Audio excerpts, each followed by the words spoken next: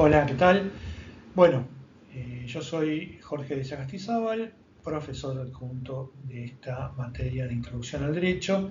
Algunos ya me conocieron en la clase de presentación y hoy me toca dar una clase muy importante, por lo tanto les pido que presten atención plena, así pueden encontrar en esta clase algunos de los puntos más importantes para entender la materia y en definitiva entender por qué eligieron esta carrera y de qué se trata.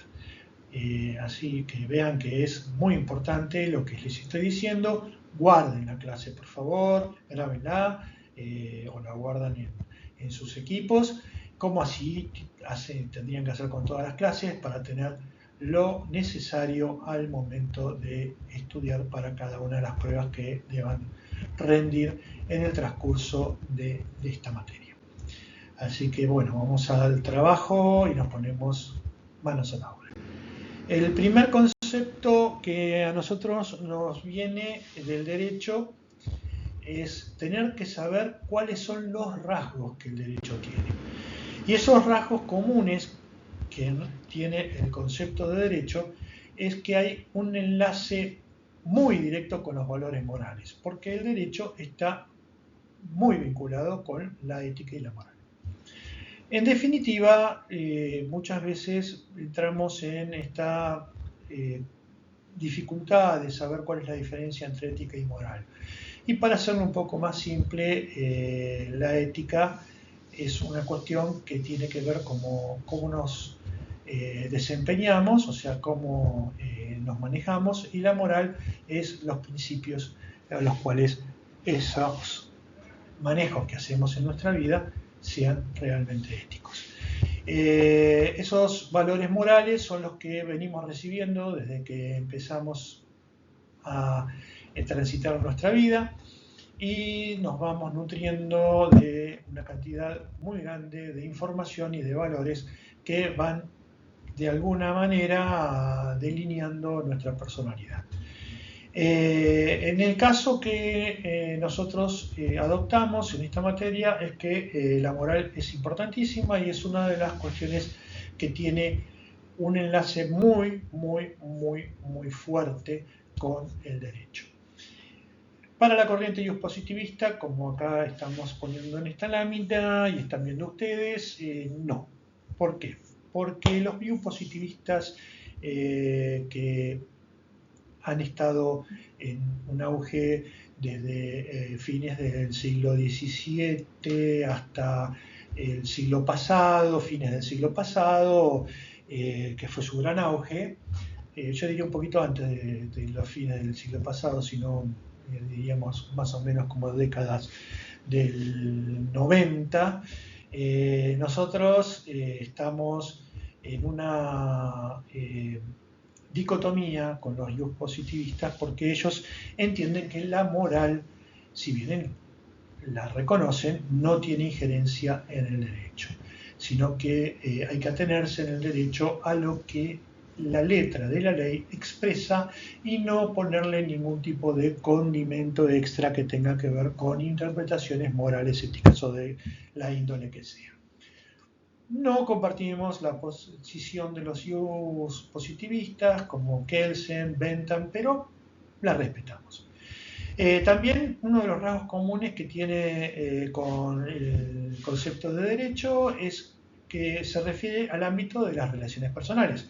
El ser humano es un ser relacional que mantiene y establece relaciones permanentemente y por lo tanto lo hace de manera pública, o sea, de manera que trasciende a su ámbito privado. En el ámbito privado el derecho no tiene mucha injerencia, diría que es muy poca la injerencia que pueda llegar a tener en casos muy extraordinarios, pero en el ámbito público siempre el derecho tiene una gran injerencia y en nuestro relacionamiento con los demás por una cuestión de mantenerlo, ese relacionamiento con una base de respeto siempre presente. Así que esto es una de las cuestiones más importantes que podemos subrayar sobre las relaciones sociales que establecemos y la injerencia que tiene como un rasgo común con el derecho.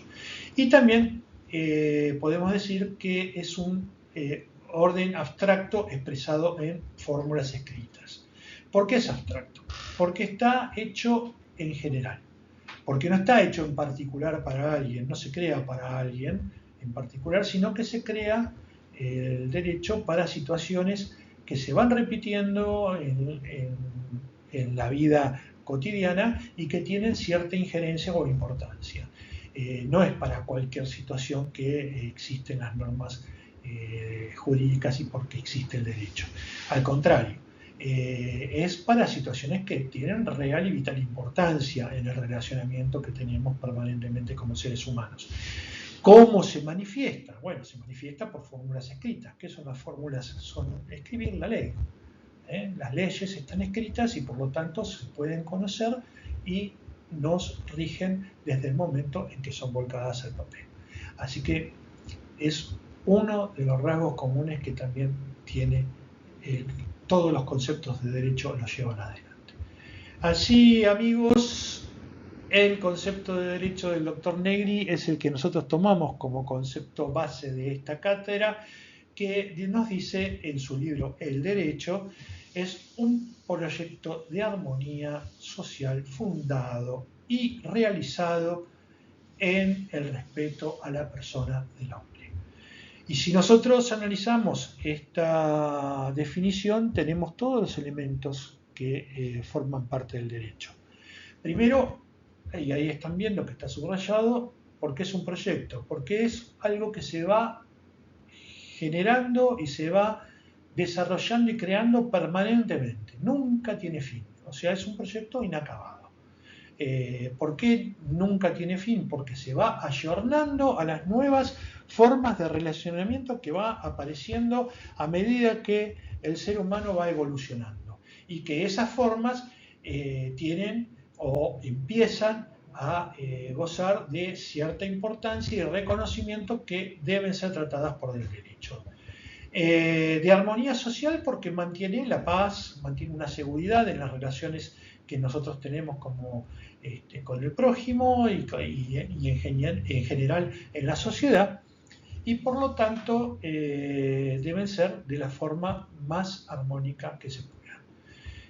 Donde se rompe la armonía, se rompe el relacionamiento y ahí empiezan las cuestiones que tienen que ver con situaciones que debe abordar el derecho para volver a establecer esa armonía. Realizado en el respeto y a la persona del hombre. ¿Por qué? Porque cuida la dignidad, cuida que el hombre pueda desarrollarse dignamente, que el hombre pueda tener determinadas seguridades en su crecimiento personal y que tenga algún elemento que sea suficiente para resguardar lo que son sus cuestiones innatas y sus cuestiones de relaciones, como tienen que ver con las relaciones que establecemos desde todo ámbito, ya sea desde el ámbito comercial, el ámbito familiar, el ámbito del trabajo o donde tengamos nuestras actividades. También nuestra vida está protegida por el derecho, porque respetamos el derecho a la vida, respetamos el derecho a poder estudiar, el derecho a formarnos, el derecho a tener una vida digna. Entonces, fíjense la importancia de esta pequeña definición del doctor Negri, que yo ya hablé en la otra clase para la comisión en la cual me presenté, pero les aclaro para los que no lo sepan o por ahí no se habló del tema. El doctor Negri es porque falleció, era ministro vitalicio que falleció estando en el cargo de la Suprema Corte de Justicia de aquí de la provincia de Buenos Aires, con muy importante actividad docente, tanto en la Facultad de Derecho de la Universidad Nacional de La Plata, como en la Universidad Católica de aquí también de La Plata, la Universidad de Lomas de Zamora, y un montón de universidades que si me pongo a nombrarlas ahora, la clase se va a hacer muy larga. El doctor Negri era un ministro vitalicio que asumió cuando volvió la democracia en el año 83 y hasta el día de su fallecimiento, hace aproximadamente unos 3 años, fue ministro en funciones. Por lo tanto, nosotros siempre lo tenemos presente y tomamos muchas cosas de él porque tienen un carácter muy importante y muy de mucho sentido hacia lo que es el derecho y todo lo que tiene que ver con lo jurídico. Y nos clarifica de alguna manera todos los temas vinculados a estas cuestiones. Así que bueno, seguimos adelante y tenemos los caracteres del derecho. Bueno, primero, el primer carácter es que es una creación humana, porque el ser humano es el que lo crea, o sea, se ponen de acuerdo, hay una situación en la cual merece el reconocimiento por su importancia y se decide crear una norma al respecto que establezca cuáles son los límites o las atribuciones que se pueden tener en esa situación, y lo hacen los seres humanos. Por lo tanto, es una creación que hacemos nosotros. Tiene historicidad. ¿Por qué? Porque se asienta o toma toda la cuestión histórica, todo lo que tiene que ver del por qué se llegó a tener que darle un reconocimiento de importancia y un tratamiento desde el derecho a determinada conducta, de determinada situación o de determinada cuestión. Por lo tanto, la historicidad le va manteniendo ese flujo que lo llevó al reconocimiento y a la transformación de una norma, y a la vez mantiene esa historia y la va manteniendo en el tiempo, para que se sepa el fundamento del porqué de la existencia. También permanencia y evolución, que es un poco lo mismo, la cuestión de permanencia nos da la seguridad de que esa permanencia a nosotros nos protege, sabiendo que se mantiene en el tiempo y que podemos tener acceso a una norma que está preestablecida y que se sigue manteniendo intacta sin ningún tipo de cambio o situación que cambie por algún capricho o alguna idea distinta, sino que la permanencia es esa norma se mantiene hasta tanto otra norma no la derogue expresamente y bueno, o tenga algún término de tiempo ya está preestablecido en su vida. Y la evolución es que evoluciona permanentemente y se va ayornando a cada una de las situaciones que el ser humano va creando a medida que va yendo hacia adelante, hacia lo que tiene que ver con cuestiones que no se tenían presentes o descubrimientos o nuevas circunstancias que no se habían previsto. Universalidad es el carácter que tiene el derecho porque es para todos. No puede hacer diferencias, está hecho para todos de la misma manera y alcanza a todos los que estén bajo su ejercicio. Por lo tanto, el derecho es erga omnes, para todos. Y la obligatoriedad. Esta característica hace que sea respetado, que pueda tener esa permanencia, esa efectividad que nos da también la seguridad de que va a ser cumplido y por lo tanto no es una especie de mera expresión de deseos. Por lo tanto, aquí ven que la obligatoriedad es un rasgo que le da esa fuerza para que su aplicación sea de esa manera. O sea, no lo podemos obviar y estamos un poco sometidos a lo que el derecho establece.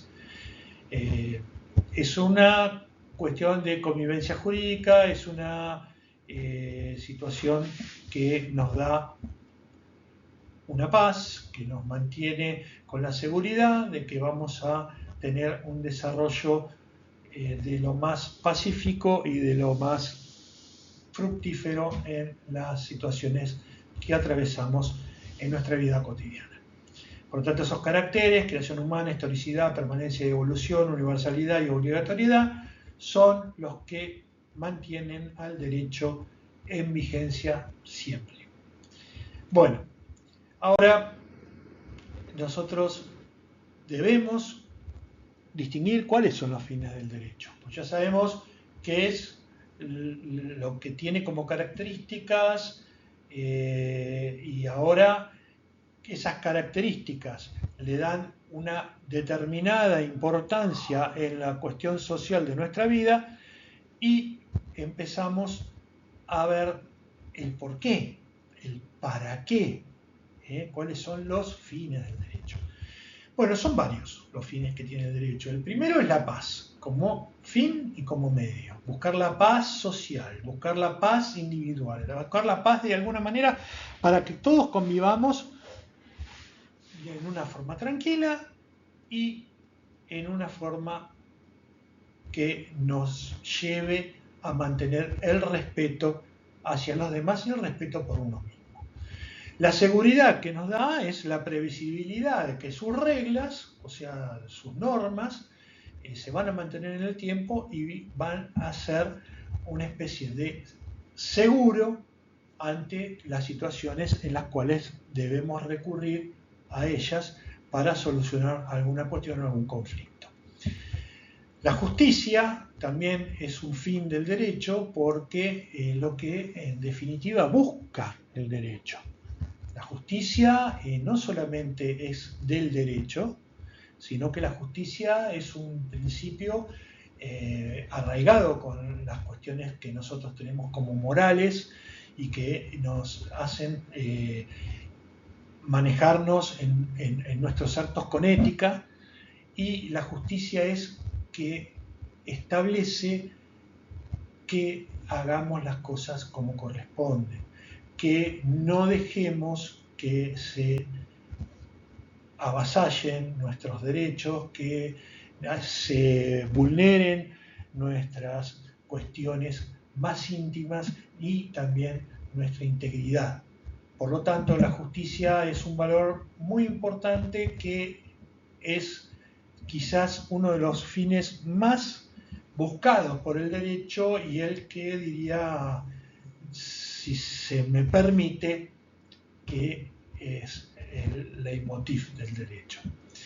Ahora bien, la justicia es muy gráfica en cuanto a que el derecho busca eso, es establecer, quizás, si tomamos la definición de Ulpiano, un justo medio entre los extremos, hacer algo que pueda poner una especie de punto medio o punto que llegue a una situación en donde las partes que intervienen estén equilibradas. Por eso la idea que la justicia es una balanza que sostiene y que a la vez está vendada porque, bueno, es completamente imparcial.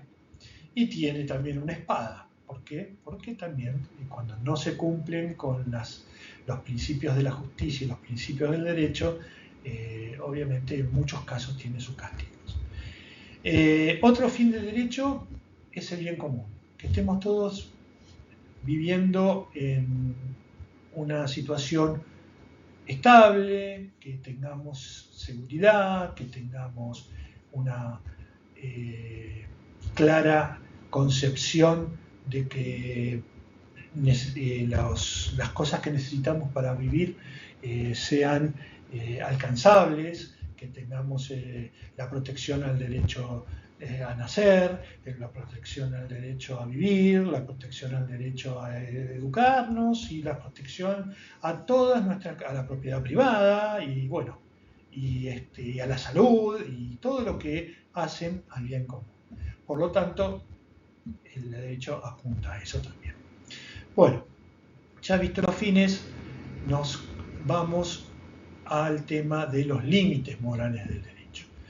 Y acá es donde hay dos cuestiones quizás que a veces no las tenemos como que compongan una defensa o coraza en contra de los desbordes del derecho, sino que sí, son límites morales que el derecho tiene y que los debe respetar. Primero, el más importante, que es la emoción o el sentimiento más importante que tiene el ser humano y el más puro, que es el amor. El amor supera el derecho, no puede ser ni siquiera aprehendido por ninguna norma jurídica. El amor es, como diría en algún aspecto alguna canción, o me parece que era una telenovela o algo, el amor es libre. El amor no tiene ataduras, el amor es puro, el amor es sincero y el amor es el sentimiento más puro que tiene el ser humano. El amor entendido como tal. Asimismo, otra de las cuestiones que limitan el derecho es la armonía. ¿Por qué? El derecho se tiene que limitar a esa armonía, que en este caso es la armonía social, porque hay otras cuestiones que también son no sociales, pero que tienen que ver con la relación que tiene el ser humano con su entorno y con el universo. Por lo tanto, esas relaciones de armonía que el ser humano tiene con uno mismo, con el entorno en cuanto a la apreciación que hace el ser humano del entorno o su opinión del entorno y su relación con el universo, y esa armonía está completamente separada y el derecho no puede estar en injerencia sobre el mismo. Por lo tanto, se limita a la armonía social solamente y no a esa armonía particular que tenemos cada uno de nosotros, los seres humanos. Dos temas de límites, amor y armonía. Cuando nosotros queremos ir un paso más allá en cuestiones de derecho, y a veces queremos entender por qué tantas cuestiones tiene que tener el derecho, por qué tantos temas, por qué hay que cuidar o por qué hay que estar en tantas cosas, es porque nosotros los seres humanos somos complicados. Si nosotros tuviéramos nuestros principios morales y nuestras conductas fuesen éticas y llevadas adelante de una manera que tengan que ver con el respeto al prójimo, es muy probable que el derecho tendría que ceder en gran medida y no tendría que hacer esta proliferación de normas que existen. El hombre viviría por un principio máximo de respeto hacia los demás, como se respeta a uno mismo. El tema es que muchas veces uno mismo no se respeta y también obviamente no se respeta a los demás. Entonces hay una cuestión que quizás puede llevarnos un poco más allá del respeto y que nos puede ayudar. Es el tema de la empatía. ¿Por qué? Porque la empatía es entender al otro, pero no entenderlo desde el punto de vista propio, sino entenderlo desde los sentimientos que el otro tiene y el por qué esa conducta que el otro tiene se manifiesta, o por qué ese acto que el otro llevó adelante se manifiesta. Es entender sus motivaciones, sus situaciones, y no juzgarlo desde nuestra óptica y de nuestra forma de ser. Es un poco complicado, pero es ir más allá en el relacionamiento que tenemos de manera cotidiana y entender un poco al otro. El entendimiento del otro hace a la empatía. Tenemos dos cosas, que como dice la Filmina, la palabra respeto proviene del latín y significa atención o consideración, respetus. El respeto es tener en cuenta la dignidad del otro y mi propia dignidad. Ahora, cuando tengo empatía, no solamente reconozco al otro como alguien que es parecido a mí, sino que tengo la capacidad de percibir y entender sus emociones y sus sentimientos. Y cuando empiezo a entender sus emociones y sus sentimientos, es que quizás alguna situación que se dio que no me agradó o me hizo algún ruidito o algo, pueda pasar y la podamos dejar para otro momento y conversarla y hasta mejorarla. Es una situación que nos llevaría a la comprensión del otro y la comprensión de las situaciones que vivimos día a día y que vive el prójimo.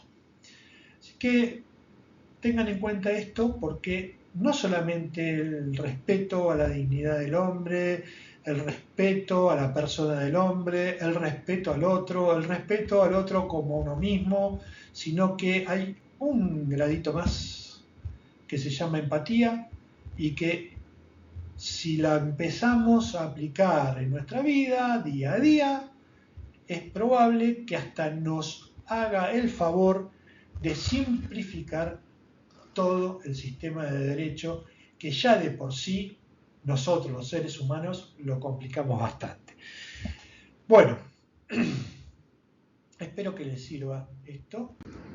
Y ahora vamos a ver qué implica tener empatía en particular, y me gustaría que acá pudiésemos compartir esta lámina con estos puntos para grabarlo y tenerlo muy presente. Grabarlo en nuestra cabeza. También están, supongo que grabando esta clase. Primero, saber escuchar, o sea, que es saber prestar atención a lo que implica, de alguna manera, tener una escucha activa. La escucha activa hace que le prestemos real atención al que nos está emitiendo un mensaje o que está hablando con nosotros, se está comunicando, que es, en definitiva, lo que está argumentando o lo que nos quiere explicar a nosotros. No hacer actos de interrupción, no dar señales de fastidio, de aburrimiento, sino que estar verdaderamente interiorizados en lo que nos está diciendo y tratar de entender lo que nos está diciendo. También se puede acompañar con señales que mantengan ese seguimiento y que la otra persona se dé cuenta que estamos siguiendo lo que nos está diciendo. Eso se llama feedback. Interpretar las señales no verbales también, porque hay señales que si no se expresan, las palabras en vía oral, también podemos hacer expresiones con nuestros gestos, con nuestros ojos, con nuestras posturas. Son los mensajes que nosotros denominamos como paralingüísticos. Y tales como la entonación, el tiempo de respuesta, el volumen que nosotros establecemos para comunicarnos, también hacen a lo que es la empatía. Todo eso conduce a conocer el estado de ánimo que estamos verbalizando. También a mostrar comprensión. ¿Por qué? Porque no invalidamos, ni rechazamos, ni juzgamos las emociones del otro. No somos un juez, no lo vamos a juzgar, no lo vamos a escuchar, no lo vamos a invalidar, no vamos a decir está mal lo que estás haciendo, tendrías que hacer esto, ni tampoco vamos a rechazarlo. Solamente escuchar atentamente y tratando siempre de entender por qué nos está diciendo lo que nos está diciendo o por qué nos está transmitiendo lo que nos está demostrando. Y prestar ayuda emocional si es necesario. Estas cuestiones Bueno, luego de un breve problema técnico que tuve con el micrófono, les decía que todas estas cuestiones hacen a la convivencia social y por lo tanto nos mejoran la vida. Bueno, para cerrar esta clase de una vez por todas y no pecando de larguero, voy a leer una frase de Mahatma Gandhi que estaba convencido de que la empatía era la semilla de la paz. Decía, las 3/4 de las miserias y los malos entendidos en el mundo terminarían si las personas se pusieran en los zapatos de sus adversarios y entendieran su punto de vista. Bueno, Mahatma Gandhi bregó mucho por la paz. Quizás en su vida personal no era lo que demostraba en su vida social, pero bueno, como les expliqué, el derecho y la privacidad no lo, no lo reglamenta. Ahora, quiero decirles que lean, que esto es fundamental, que sigan la bibliografía, que pueden tener acceso a toda la bibliografía en la biblioteca de la facultad, que lo tienen en el sistema, tienen para ingresar, no hay ningún tipo de problema. Y a partir de eso, me gustaría que si tienen alguna duda o algo que se les ocurra manifestar, lo hagan por el correo electrónico que les vamos a contestar desde el cuerpo docente. El correo institucional que tienen ustedes como un medio de comunicación con la cátedra. Así que bueno, les agradezco muchísimo su paciencia y nos estamos viendo en la próxima clase. Será hasta la próxima. Gracias.